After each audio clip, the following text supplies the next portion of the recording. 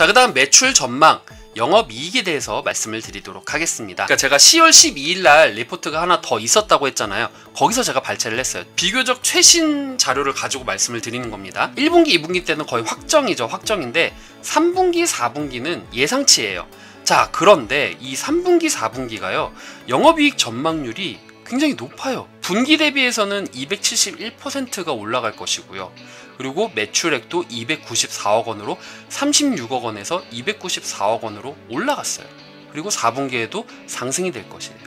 그러니까 3분기 때 워낙 큰 상승을 내보일 거기 때문에 지금 4분기에는 이제 상승폭이 작기는 하지만, 그럼에도 불구하고 일단 QOQ는 271%, 4분기에는 9.8%가 늘어날 것입니다. 그리고 전년도 대비해서는 마이너스 46%지만 그럼에도 불구하고 4분기에는 33%가 또 올라갈 것이에요. 3분기, 4분기 다 긍정적으로 바라볼 수 있다라고 하는 것이 이 전망치를 보고 말을 하는 것이죠. 애널리스트들이. 영업이익이 연도별로 보면 어떻게 되느냐 보시면요, 2019년도에는 1538억 원인데 2020년도에는 안타깝게도 코로나 때문에 뭐 영업이익이 안 좋고 일회성 비용이 많이 나가고 이래서 777억밖에 안 돼요. 777억이 될 것인데 21년도에는 이거 회복이 되고 더 증가가 돼서 2019년도보다 더 높은 금액인 2238억 원이 될 것이다. 아, 그런 관점에서는 21년도가 더 주목이 되는 기업이다 라고 얘기를 하는 거죠. 자, 그래서 이제 이슈를 제가 두 개만 뽑아봤는데요. 효성그룹 같은 경우에는 10월 5일부터 10월 20일까지 채용을 진행한다고 해요. 150명 정도 내외로 되어 있고요. 머니투데이 기사를 제가 참고를 했는데요.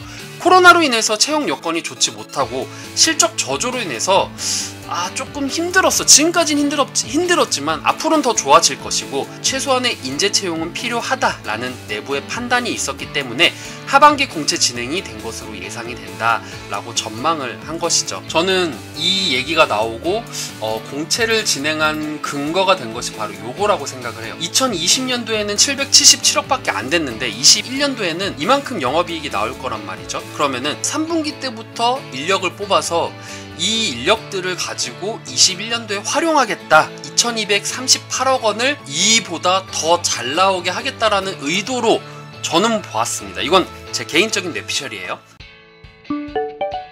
여러분들도 채용에 대해서는 좀 긍정적으로 바라볼 수 있을 것 같아요. 왜냐면은 지금 기업들이 굉장히 어렵잖아요. 그리고 코로나 때문에 미국에서도 이 기업 저 기업 다 힘들다고 했었을 때 아마존은 채용을 대거 채용을 했죠. 그런 것과 마찬가지로 효성도 지금 우리 지금 건재하다, 우리 이제 내년에 돈 벌 거니까 거기에 따른 150명 지금 뽑을 것이다, 이렇게 얘기를 하고 있는 거예요.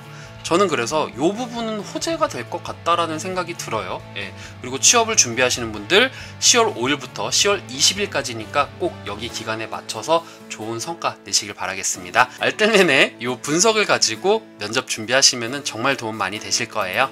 자, 그 다음에 취업 준비생들도 요거를 좀 중요하게 생각을 하시고 우리 투자자분들도 중요하게 생각해야 되는 부분이 바로 이것이 아닌가 생각이 들어요. 아까 전에 외부 수혈을 하며 수소경제 박차라고 했는데, 수소경제 드라이브 해가지고 외부 자금 수혈 나서라고 했는데, 이 수출입은행이 이 효성화학의 베트남 PPDH 공장에 2억 1,500만 달러를 융자를 해줄 것이래요. 그 중에서 9천만 달러는 현금으로 지금 지급을 할 거래요. 아까 전에 제가 말씀드렸던 얘기 중에 하나가 효성화학이 보유한 PDH 프로판 탈수소화 설비는 프로필렌을 만드는 설비라고 보시면 됩니다.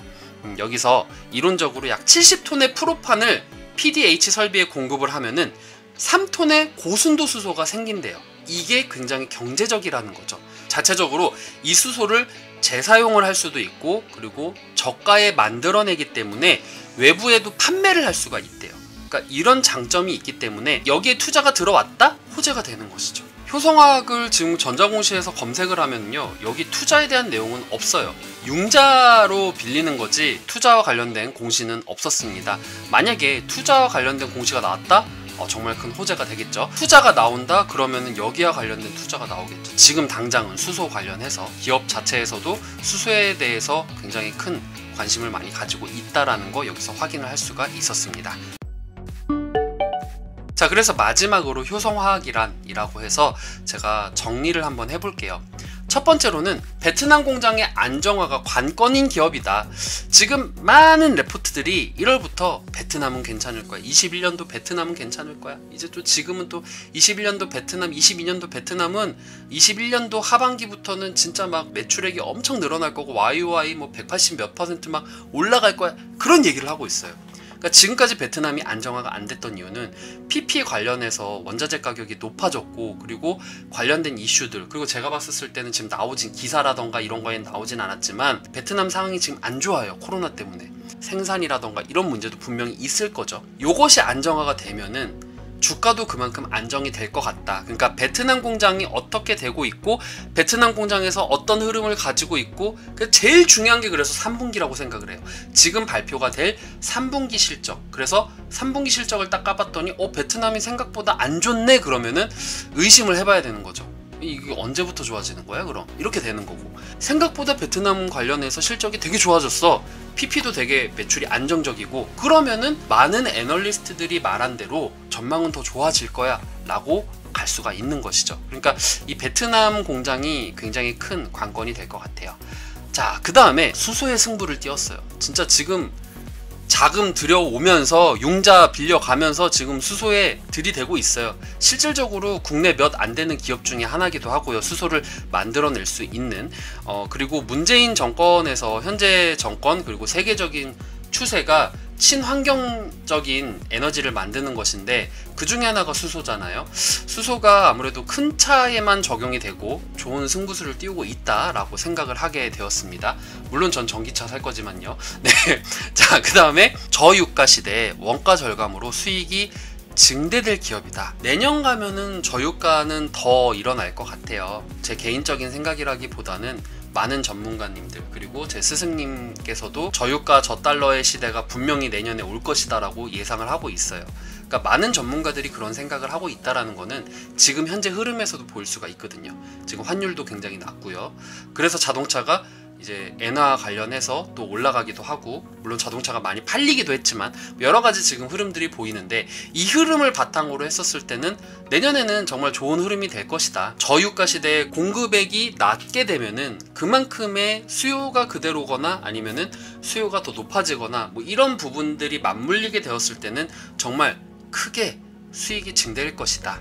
그러니까 21년도가 기대가 된다. 저는 이렇게 생각을 하게 되었습니다. 물론 조건이 붙는 거예요. 베트남 공장이 안정화가 되고 저유가 시대가 왔었을 때 얘기입니다, 이거는. 네. 자, 그 다음에 고정비가 감소가 되고 기저효과로 3분기 실적이 기대가 됩니다. 고정비가 감소가 된다. 이 말은 뭐냐? 지금까지는 계속 일회성 비용들이 나갔어요. 뭐 교체해야 되고, 뭐 들여와야 되고, 베트남 공장에서는 뭐 해야 되고, 여러 가지가 있었는데 이런 것들이 지금 없어졌다는 거죠.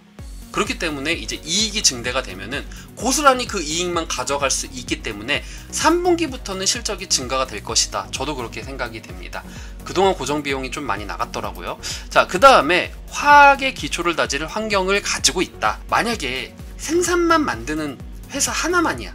그러면은 기술의 지원이라던가 이런 걸 좀 받아야지 뭔가 수월할 텐데, 다른 회사와 협약을 맺어야 되는데, 효성 같은 경우에는 효성 첨단 소재라던가 다른 형제 기업들이 있잖아요.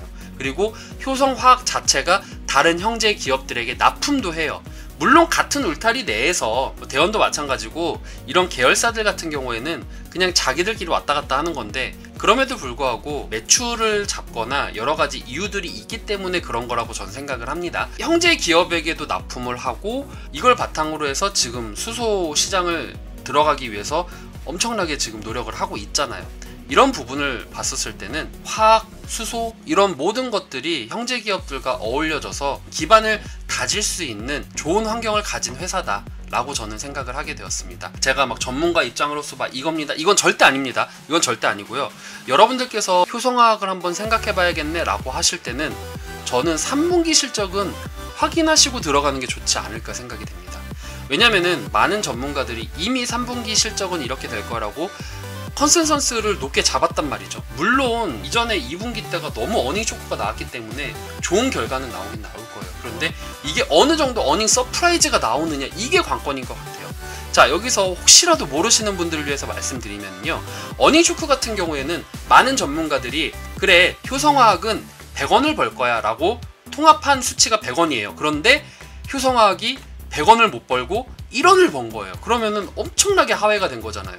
예상치보다. 근데 컨센서스 상해라는 거는, 자, 많은 전문가들이 효성화학이 100원을 벌 거야 라고 했는데 10,000원을 번 거야. 그럼 100배를 번 거죠. 100배를 벌었기 때문에 어닝 서프라이즈가 되는 거예요. 컨센서스 상해는 어느 정도 가격대에서 예상치보다 높아졌다, 이렇게 보시면 되는데, 어닝 서프라이즈 같은 경우에는 우와 진짜 서프라이즈, 막 진짜 100원을 벌 거라고 했는데 10,000원을 번 거죠. 우와, 이런 식으로 3분기가 저는 가장 중요하다고 생각을 하거든요. 왜냐면은 2분기 때 너무 안 좋았고 지금까지 흐름이 안 좋았기 때문에. 근데 지금 회복은 하고 있잖아요. 그래서 어느 정도 회복이 되는지, 그리고 이 흐름이 4분기까지 갈 것이고, 그리고 21년도에 그 흐름이 유지가 될 것인가 라는 관점에서 봤었을 때는 저는 3분기 실적은 무조건 확인을 해야 된다고 생각을 합니다.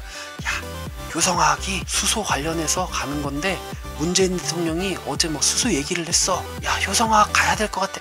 이런 투자 포인트는 저는 원하지 않아요. 공부를 하시고 투자 포인트를 잡고 들어가시는 거를 진심으로 기원을 하고요. 그리고 취업 준비생분들도 제가 지금 말씀드린 요 부분들을 가지고 면접 준비라던가 이력서 작성 혹은 포트폴리오를 만드시는데 큰 도움이 되기를 바라겠습니다. 자, 이렇게 해서 오늘 준비한 효성공업, 실질적으로 제가 지금 컨디션이 너무 안 좋아요. 오늘 지금 몸살이 나가지고, 코로나는 아니지만 발음도 세고 말도 막 어버버하고, 게다가 지금 이거 이거 솔직히 공부하느라고 지금 시간을 진짜 많이 썼거든요. 화학이. 화학 같은 경우에는 좀 생소하다 보니까 막 어버버대고 막 절고 막 이런 것들이 굉장히 많았는데, 그래도 진짜 열심히 했습니다, 여러분들. 그럼에도 불구하고 틀린 거 분명히 있을 거예요. 전문가님들이 보셨을 때 알뜰면 너 이거 잘못했어 라고 하시는 거 따끔하게 지적해 주세요.